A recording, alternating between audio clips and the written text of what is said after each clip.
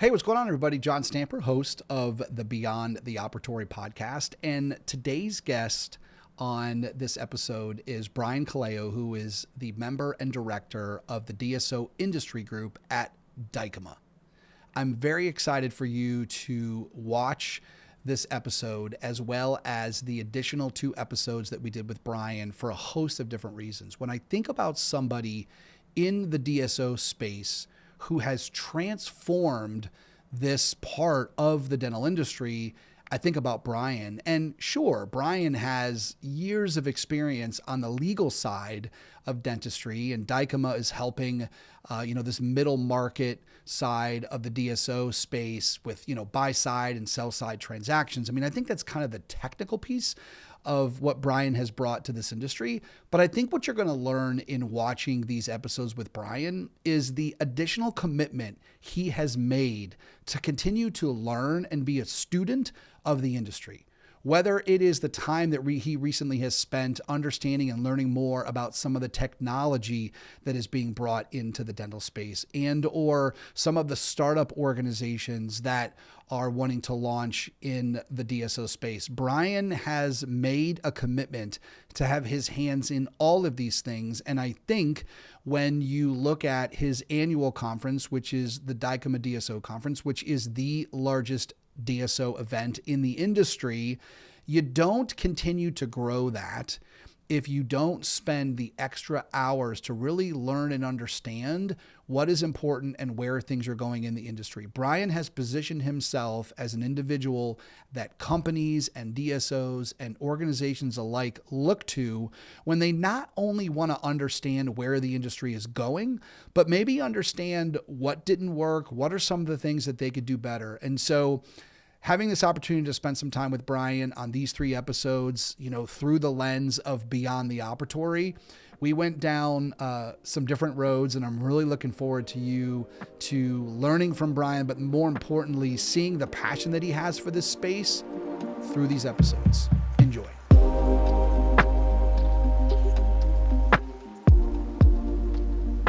What's going on, everybody? Welcome to another episode here on Beyond The Operatory, a new podcast brought to you by the amazing team at Dental City. And the whole idea of this podcast for you, the dental professional, is to help you step out of the operatory a little bit. We know that's what you love to do. We know you love working with patients, but let's call it like it is. It's 2026. The industry has definitely changed. There certainly is this business aspect of dentistry. And whether you talk about it every day with your teams or your patients, we know, and the Dental City team knows, that as dental professionals, you're kind of thinking about some of these business things so that you can continue to operate a profitable practice and, more importantly, serve your patients. So very excited to be back again with Brian Colao. We had an awesome episode 1 where Brian really kind of talked a little bit about 2025, a little macroeconomic overview, but as Brian always does, shared some cautious optimism about the future. And what we're going to do on this next episode is we're really going to take the shift from arbitrage, which is some of the things that Brian spoke about in that first episode. If you didn't listen to it, I highly recommend that you do. But we're going to get into the weeds now. So you're a dental professional, you're listening to this. Okay, now things need to be a little bit more focused on the operational growth of your practice. And this is what we're going to get into today. So Brian, it's great to have you back. How you doing? Yeah, really good to be back here. Really enjoyed our first episode and really excited for this one, John. All right, so I guess the theme for this one is we're going to move a little bit from some of the things that we discussed. I know it's a world that you and your team have been involved in, which is, deal making to business building. So I think a lot of the things that Brian's going to share today is going to give you some insights and tips on like what he has experienced, with all of the transactions that he and his team have done around business building. So Brian, maybe kind of get us started off, just an overall theme for this, and then we'll go from there. Yeah, I mean, we were talking about the challenging economic conditions, and it's been the most challenging economic conditions I've ever seen over the last 5 years, unprecedented challenges. You had a great lockdown, a great reopening, then you had after that, a bit of a great recovery, but then you had a great resignation that caused a shortage of dental professionals like we've never seen. Then you had the great inflation where interest rates doubled or tripled almost overnight. The great M&A drought occurred. And then you had the great uncertainty that gave way to the great trade wars with tariffs and other things. And dentistry living in a very unnatural state where almost all prices have gone up for everything, for labor, for supplies and goods and equipment and utilities, and everything it takes to, operate a dental practice seems like has gone up, but reimbursement rates remain flat. And as a result of these conditions, and because of this, these conditions are not conducive to a lot of M&A activities. You simply can't buy your way out of it and buy more EBITDA. So if you got to grow, the only thing left to do is same store growth, and you've got to focus within, and you've got to focus on same store growth. And most organizations made that a priority in 2023, 24, and 25. We're now 3 years into that. It's still a priority in 2026. And that's how you've got to try to grow your EBITDA in these and offset or mitigate these extraordinarily challenging economic conditions. And that's kind of where we find ourselves now. Technology, in a lot of ways, holds the key to that. So that's kind of where we are. In 2012, Brian, I had the opportunity to work with Mortensen Dental Partners here in Louisville, Kentucky. Yeah. And I got to work with Dr. Wayne Mortensen and the team. And he brought me in, and it was a unique experience. He was like, John, I know you've been in dentistry before. I was working for Brasseler. And he said, but I really love your input and kind of get into our practices and look and see where you feel like there's opportunity.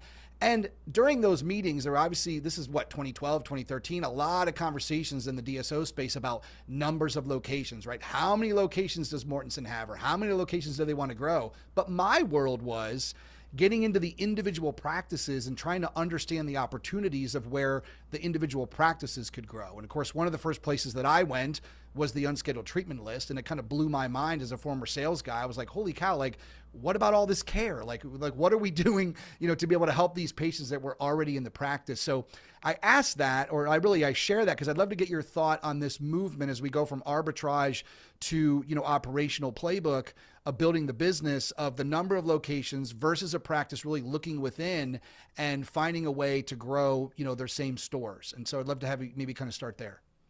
Yeah, I remember Dr. Mortensen. He was an incredible visionary in our industry, and I got to spend time with him over the years, and really enjoyed doing that, just reflecting on that for a second. But yeah, there's too much focus on the number of offices.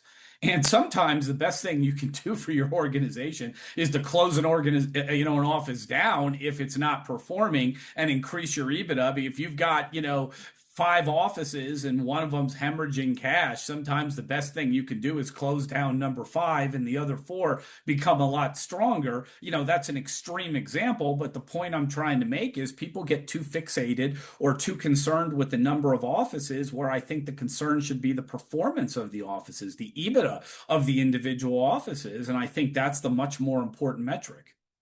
All right. And then the next thing is around technology. So in 2012 and 2013, one of the challenges with those dental teams was that they had to print off a list of all the unscheduled treatment. They had to, they had to follow up with a lot of those patients. It wasn't always something that they were excited to do. Now, when I look at some of the technology out there, it just feels like if there is something to be encouraged about, it's about where the industry is and how some of these technologies can really help a practice with their same store growth. So I'd love to have you share that. When I think about the Dykema conference and I think about how it's grown, and I think about all the companies that not only are a part of your conference, but you have had the opportunity to work with intimately, I know you're involved in where technology is. So I think this is a great thing to fold into same store growth. Yeah, I'm going on my 4th year. I've wore, as many, many hats in the dental industry over the last 31 years. I'm in year 31 of all that. I've been an attorney, still am. I've done big transactions, lots of things. But one of the hats that I've developed about 3.5 years ago is advising dental technology companies. So now I'm a solid 3.5 years in. We were feeling our way through how to do it the first 6 months, the first year. But I feel like 3.5 years in, I kind of figured out, where we are and what we got to do through a lot of trial and error. And yeah, here's the thing. There are incredible technologies out there that can increase your same store growth. This is the most exciting time in dentistry. There's been more advancements in the last 5 years than the previous 100 years. So that's absolutely incredible, all of that. What we've struggled with is how to implement those technologies. We thought, hey, we got the technology. We're going to go pitch it to a DSO or go to a group dental practice, and they're going to, implement it, and we're done. And then yay, wonderful. The last 3.5 years have been a heck of a learning curve. That's not what happened. And what we learned is, it's one of those failure to launch situations where, why is the technology? We know it exists. We know it can help. Why is it not being implemented? And what we learned is a couple things. Got to educate. There's got to be education. A lot of times in DSO organizations and other things, the business suite or the business side, folks will think something's great, and it is great, but there's not adequate, education down at the practice level, and that creates an obstacle. The other thing we learned, integration. There's not yet open architecture completely in our industry, and if things don't integrate with the PMS systems, people are not going to use it. I say, could you imagine, John, if you're buying TVs out there and you had to have one TV for Netflix, one TV for Prime Video, one TV for Paramount, one TV for Disney, there'd be a riot. People would go crazy. The TV people figured this out, and they're like, look, we're competing against each other, but there's open architecture. If you buy a Sony or you buy a Samsung, they all, work with all the streaming services. There's no, you got to get a separate TV. Unfortunately, in dentistry, in some cases you do, things don't integrate with certain PMS systems. So that's another challenge we learned. Finally, there has to be an implementation plan. Just because the business folks think something is great, if you don't, basically have a delicate dance between the business folks, between the dentists, between the staff, between the technology partner. If they don't all seamlessly synchronize and work with each other, there's going to be a problem. So what I've learned over the last 3.5 years is just because you got great technology solution that can increase same store growth, that's about you solve 20% of the problem. You're nowhere near 100%. And the other 80% is education, integration, implementation plans. And if you can do all of that, then you're on to something. And I think we need to, because there's incredible technologies out there that we gotta, start implementing into our, whether you're a solo, whether you're a group, whether you're a DSO, whatever your organization is, we got to start implementing them, because they really can offset the high cost of labor, the high cost of supplies and goods, and really be a great equalizer to help practices grow through same store growth. So there's a theme here, I think, with what you just shared, and that is the excitement maybe for the leadership team to look at the impact that a technology could have across the organization versus the actual team members that are going to utilize it and building that bridge. And so that kind of leads me to my next question, which is this concept in a DSO of centralization versus autonomy, right? The age-old back and forth of we're going to centralize billing, we're going to centralize a lot of these things, and the organization's going to make the decisions, and how is that going to impact the actual clinical team? And I know there's a delicate balance there, because I know there's values in both sides of that, but I'd love to kind of get your insight on what you've seen there related to same-store growth of this centralization versus autonomy type of operating mindset.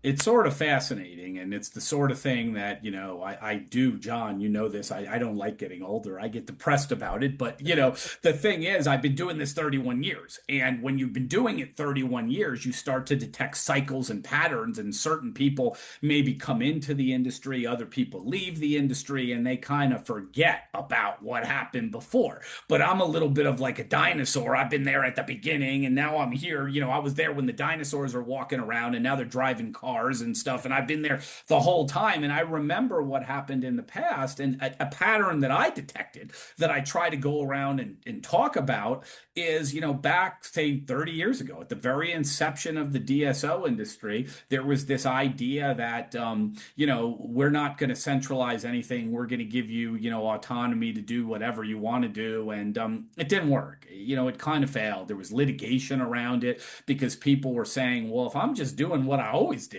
why are you charging me management fees? Like, why am I paying you money if you're just letting me do what I always did? What am I paying for? And the law says, you can only charge fees that are commensurate with the fair market value of the services being provided. That makes sense to everybody.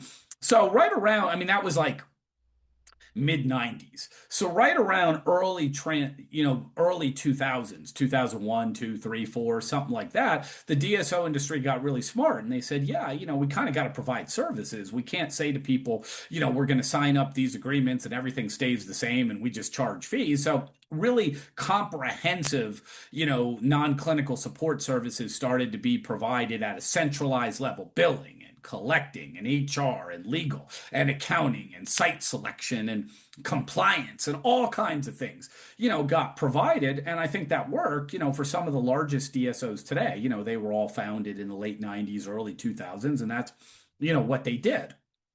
Well, somewhere around 2016, 17, and 18, this old idea got recycled and people ran around and started to say, hey, we're gonna, acquire your office and everything stays the same. You can do whatever you want. You change nothing. And when I was consulted, and I was on some of those cases, I said, no, bad idea. Like, please don't do it. And a lot of people told me, well, we kind of have to because we want to stay competitive and it gives us a leg up over some of the other competitors out there. And I said, it's kind of like a deal with the devil, right? You can tell somebody, hey, everything stays the same and we're going to pay you this money for your practice. And who wouldn't want to do that? So you're probably going to get that person into your system. But then you're going to have indigestion down the line and you're kicking the can down the road and you're going to have to clean it up. So like a little 31-year history lesson here. We started 31 years ago with this concept of everything stays the same. We're going to change nothing. And we ran into problems. We ran into difficulties, litigations, all kinds of issues there. And then the industry made a great transition around, you'd say the turn of the century, around 2001, 2002, 2003. And I thought everything was in a really good place for a long time. From 2000, call it early 2000s to 2016, 17, I thought we were in a really good place. And then there was the emergence, not with everybody, but some organizations recycled this idea of back of the 90s that we're going to like keep everything the same and set these up. And I think now you're seeing them having to undergo difficult transitions. And it's kind of hard, when you promise a selling dentist, you're going to keep everything the same, and that is your promise, and that's what you say. And then a few years down the road, you got to say, yeah, I know we said that, but we're not really able to do that anymore. It becomes a difficult conversation, and there are a lot of organizations that are in the midst of that difficult conversation right now. So for the ones that you've worked with over the years where you have seen them do this successfully, meaning from Jump Street, they're being honest about having things centralized and the value of it. How have you seen them build a bridge of communication to these practices that they purchased? And I don't want to use the word sold to them because I think that, as you know, Brian, in order to really make this effective and work, both sides need to see the value of the centralization. So, but for the ones that you have seen that have done it, what have they done well? Well, they've been very disciplined in their approach. They figured out what their approach is going to be. And they've been very, very disciplined with it. They've said, look, I'm just being illustrative now, but, if you sign on here, you have to convert to Denticon. That's what I'm just hypothetically, that's what we're doing.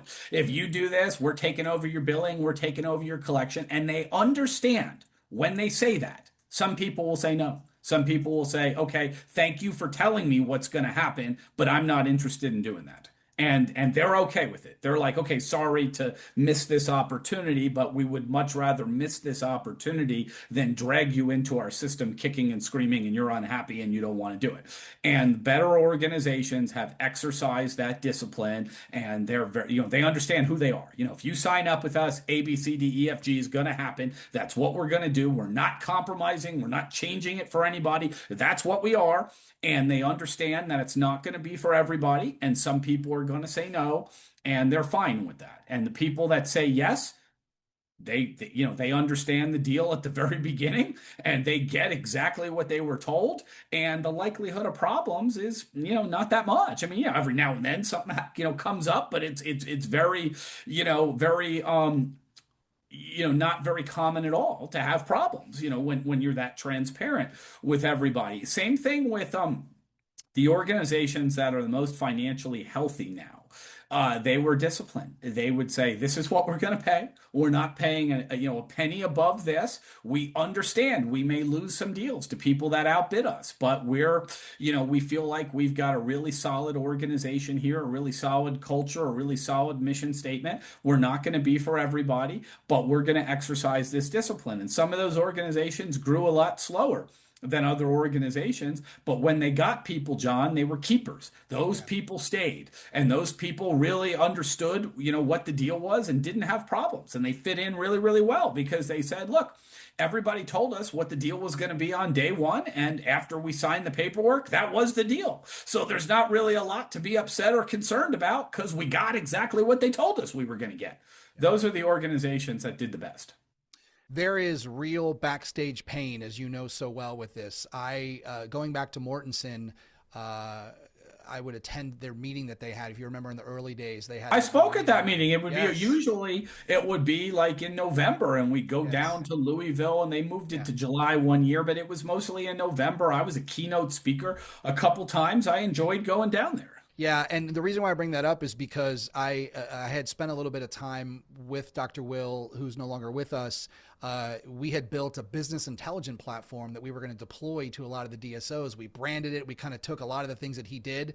The reason why I bring this up, Brian, is because at that meeting, I had a lot of conversation with some of the DSOs there, and I'll never forget an owner of one of the DSOs, I want to say 24, 25 practices, and he literally said, John, like, I think every practice has a different practice management software, right? He goes, and I literally could see the pain, to your point, like on his face of like, impeding him to want to continue to grow because of what he had, instead of drawing that line in the sand, like you said, being disciplined and making that decision up front. Because as you know, once you open up that floodgate, going back and the work and the time that it takes to do it can really be the difference between success or not, which is crazy. Now, some people might get bailed out a little bit, Yeah. due to technology, Sure. right? Sure. Prior to the last year or two, if you had 5 or 6 PMS systems operating or multiple, oh my Yeah. gosh, I feel sorry for you. It's a disaster. Yeah. They are developing some technologies that can sit over all of them and aggregate data and pull it up. It's probably still not quite as good as having just one PMS system, but I think technology is getting to the point where having multiple PMS systems might not be quite the disaster that it has been in the past. Yeah. Point well taken. Okay. Next thing I wanted to talk about with this concept of same store growth is procurement platforms, right? Yeah. You're hearing a lot of them. We're seeing a lot of them. I feel like in a lot of areas, it's really helping a lot of DSOs get a handle on their supplies and things like that. So love to hear you share kind of what you're seeing there. Yeah, you have to have it. I mean, it's boring. Okay, it's death. Like to me, when I started, we have a mutual friend, Joe Cavaretta, that's in, Yep. with Cavaretta Consulting, that's in, the procurement business and platform, and that's what he does. And when he started talking to me about this a couple years ago, I was just like, Joe, I can't, I can't be everything here, and this is just too boring. But he talked to me enough times and got me to learn it and was patient with me that it's essential. Okay, it's boring. Like if you're listening to this, I understand. I feel your pain. This is like getting a root canal. You don't want to like mess with this, when you're thinking of like, I've got all these things to work on in my organization. Am I going to tackle procurement today? No, like you don't want to do it, but it's absolutely critical. The example that I give all the time is there's so much slippage in organizations. I've been going, I grew up in New York, John, you know that, and I live in Dallas, and I've been taking that flight for 31 years from Dallas, back to my hometown in New York. And the flight used to be 2 hours and 15 minutes, and now it's like 3 hours. So the question is, have the tectonic plates moved? Have the continents expanded in some type of cosmic way? I think that takes billions of years. So no, that's not what happened. Why does it take that long? It's because the airlines figured this out, and they've got algorithms running, and they said if we slow these planes down by 100 miles an hour or 70 miles an hour, we're going to save this much fuel per flight, and over thousands and thousands and thousands of flights we save millions of dollars, and that's what we're going to do. It's the same thing with procurement. You might think like, oh, we kind of order from this company sometimes, and but it's okay if sometimes we do this and sometimes we do that. It's not. If you look look at your formulary and you can maximize it that you order from your formulary, these hard fought negotiated prices that you did, and you only order from that formulary, and that's all you do. Bigger organizations will save millions of dollars. Even a small solo practice will save tens of thousands of dollars in your pocket. So, the couple things. One, you got to make sure you're getting the most competitive prices on your formulary, period. And that will vary from organization. If you're a solo practice, you're not going to get the same prices as 1,000 office organization. We know that. But you got to do the best you can and figure out what the best pricing is going to be for what your needs are. That's the first thing you got to do.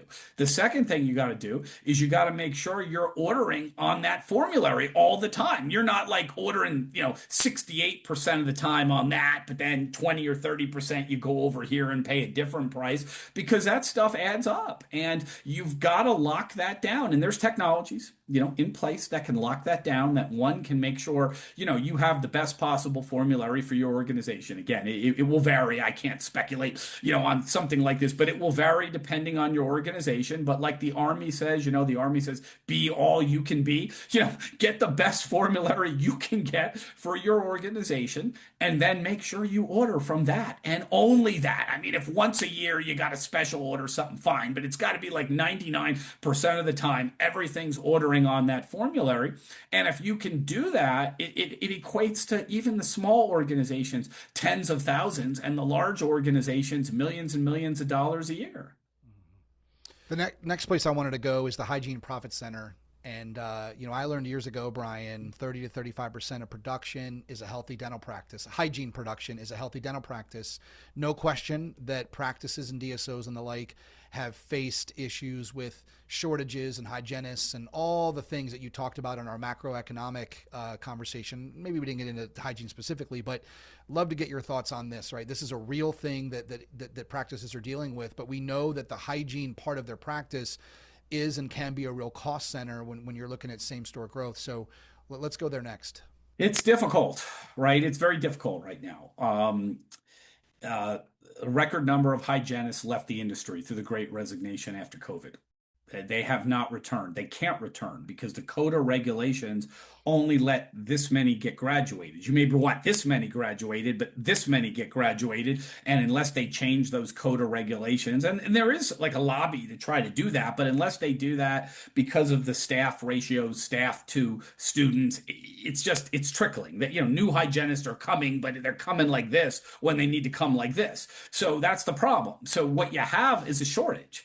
As a result of that, you can't do as much hygiene as you want. The wait times for hygiene are longer, and there's a lot of staffing companies that, are filling the gap, and that's fine, but they're charging, a premium to do that. And very often, a lot of practices are even losing some money on hygiene because the price of staffing exceeds the reimbursement rate. So it's a very tricky situation right now. And it was a lot easier to master hygiene as a way to increase your profitability, 10, 15 years ago than it is right now. These are the most challenging conditions I've ever seen for hygiene. I mean, there is a way to crack the code, there is a way to do it, but it's extremely challenging right now. Yeah. All right. So we talked a little bit about unscheduled treatment and, some things within the practice that practices can focus on to grow and take care of those patients that have already been diagnosed or what have you. Another big thing that's happening, as you know, is this automation and this technology with revenue cycle management, right? I mean, you look at AR in a dental practice, and when you do kind of talk about some of this low-hanging fruit, like, the practice steps back and says, okay, now we got to focus internally with these four walls to grow. We can't do a lot of this through M&A. What can we do? And then there's this cash sitting out there. And so there's been this explosion, as you know, of companies and bringing technology and really kind of helping facilitate revenue cycle management. What are you seeing there? And I think, what are you excited about what that's going to mean to some of this as well? Another one that was boring and nobody wanted to pay attention to it. But when we looked at it, it was critical. It was absolutely critical to an organization. And, the key to revenue cycle management is you got to maximize the insurance dollars and the reimbursement dollars that are available. There's a lot of slippage there. A lot of organizations, you'll look at it and say, you're only capitalizing on 78% of the insurance dollars. dollars. You're missing 22% of them here. That adds up, and there's a lot of solutions out there that one will maximize your insurance dollars, and they will do it for cheaper than you could do it with your existing, resources that you're devoting to it. Because that's the thing about revenue cycle management. There's different components to it, and it can get quite complicated, right? I can lower your cycle times, but if your realization rate is only, 60 or 70%, that's going to be devastating versus if your cycle times are longer, but you're realizing 100% or 98%, you're going to be better, in better shape. So you've got to figure out, a couple things, how to maximize the dollars, how many resources you devote to it. Because if I told you, yeah, I can maximize your dollars 100%, but I got to put 15 employees on it, you might tell me, well, you're going to bankrupt me. Yeah, I'll get 100%, but I got to pay for 15 employees. That's going to bankrupt me. So you got to figure out, how do I maximize my dollars at the lowest possible cost to the organization? And there's a lot of solutions out there that are really, really good that, that can help with that. And that's what you got to look at.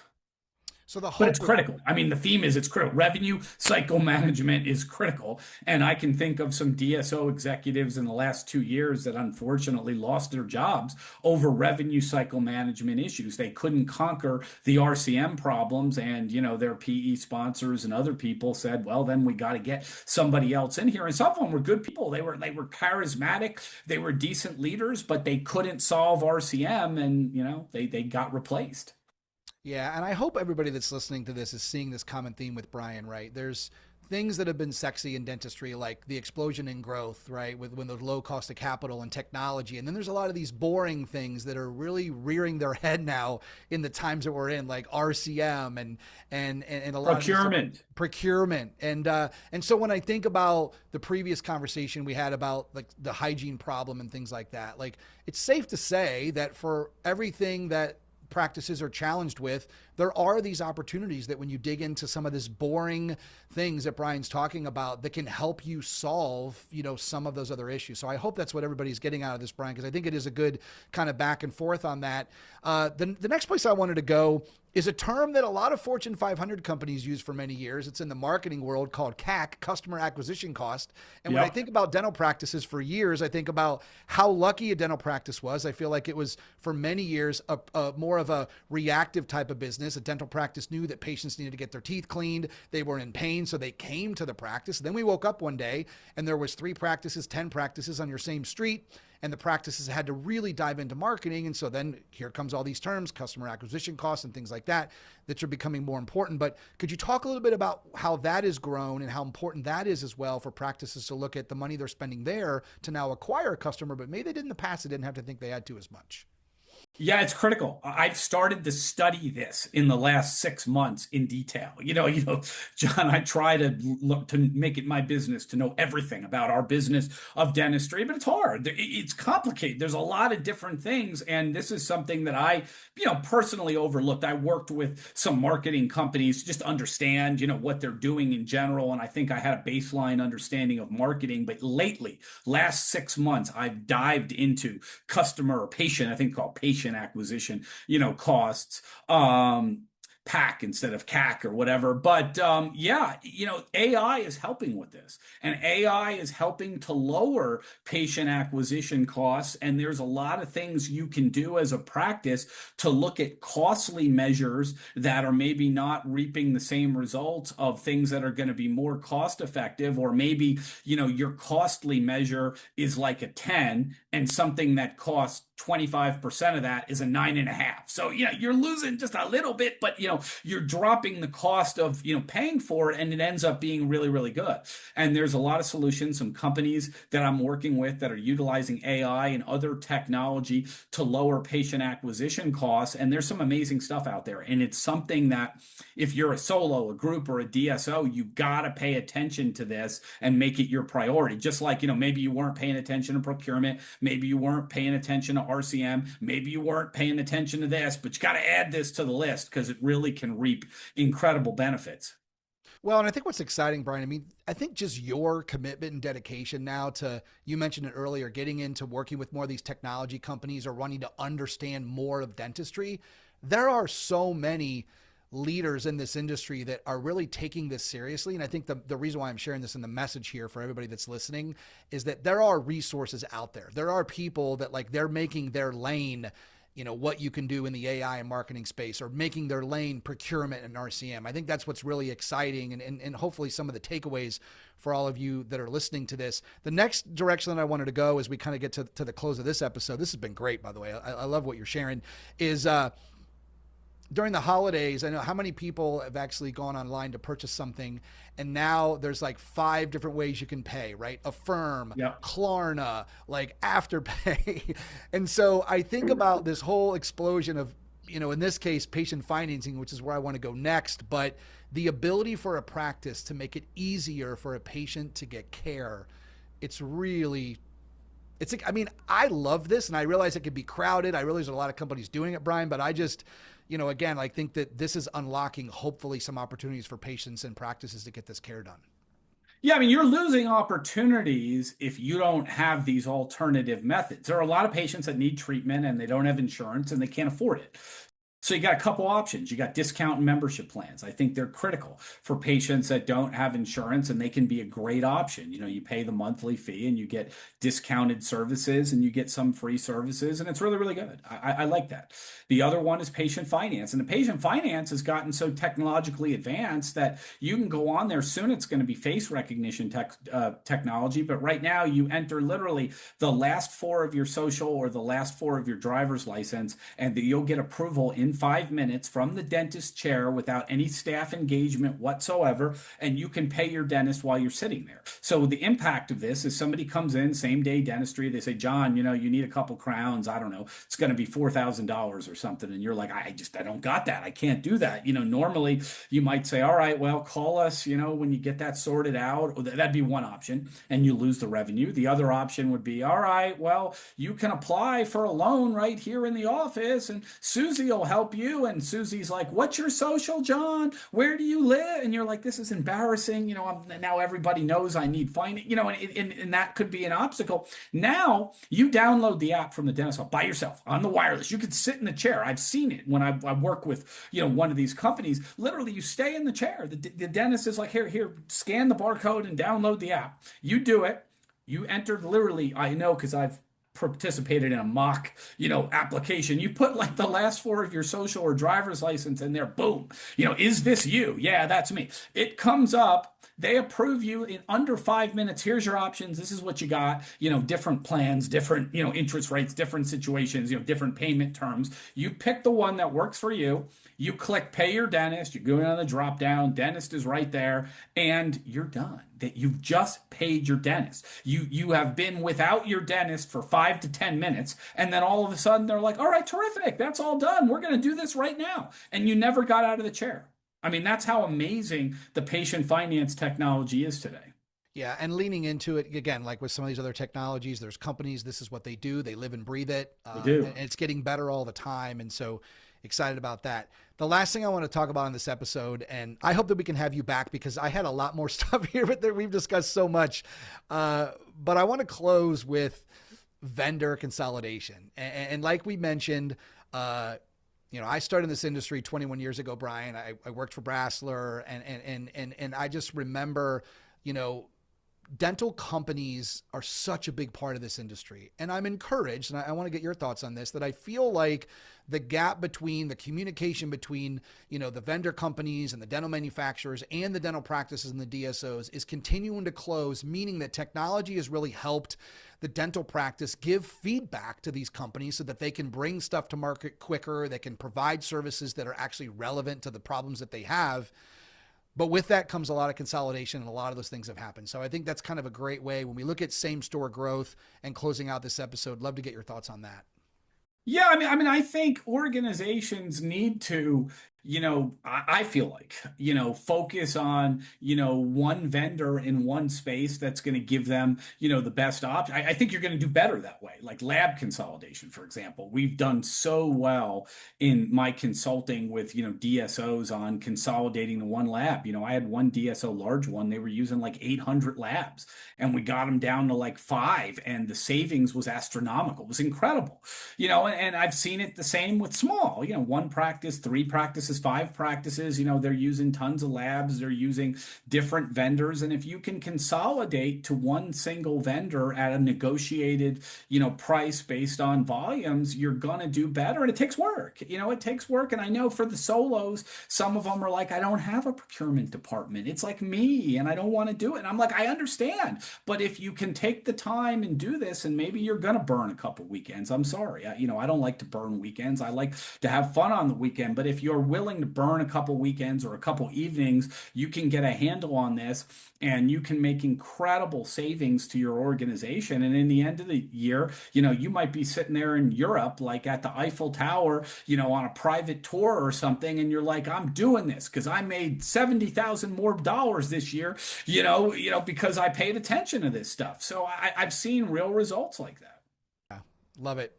Listen, this has been great. Again, I think common theme for everybody listening to this, when you're looking at same store growth, it's like any other business. It's probably anything else that we can all do to get better. It's discipline.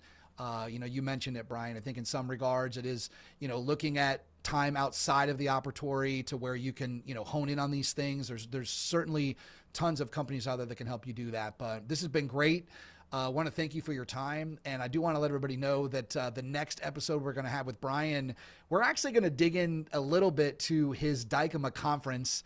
It has been the conference in dentistry. I mean, for those of you that listened to the first episode on macroeconomics, I think there's probably no way that Brian has been able to continue with his team to evolve and grow the Dykema conference if he hasn't dove into like what you've heard here on these last couple episodes of like where the industry is, right? I just don't think that you can make and provide a great experience for people attending if you're not in the weeds. And so we're going to take a little bit of time with Brian and have him kind of get into the history of that conference. We might even break that up into a couple of episodes so that he can really kind of get into that. But Brian, I want to thank you for joining us again. If you're watching this on YouTube, everybody, you can subscribe. You're listening to Spotify or Apple. Would love to have you subscribe. And then each time the Dental City team brings a new episode, it'll come through on your listening device of choice. So thanks again, Brian. Thanks for having me here, John.